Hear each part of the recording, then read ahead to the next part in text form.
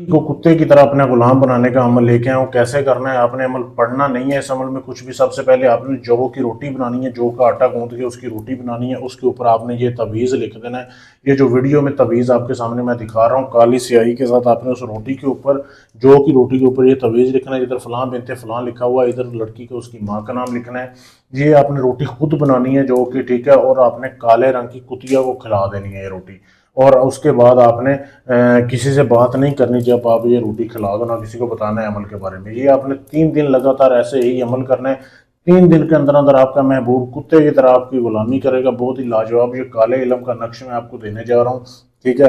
अगर आप ये काम मुझसे करवाना चाहते हैं, आप अपनी मोहब्बत को वापस पाना चाहते हैं, आपने तलाक करवानी है किसी की, 2 लोगों में मंगनी तड़वानी है, आपका दुश्मनी का काम है, दुश्मन को मरवाना है, दुश्मन की जुबान बंदी है, किसी भी जिन परी हमजाद का ट्रांसफ़र चाहिए, गारंटी से सबूत से काम किया जाता है। पाकिस्तान से, इंडिया से, यूके से, फ्रांस से, कहीं से भी हैं, अपना काम गारंटी से करवाने के लिए आप हमसे रब्ता कर सकते हैं।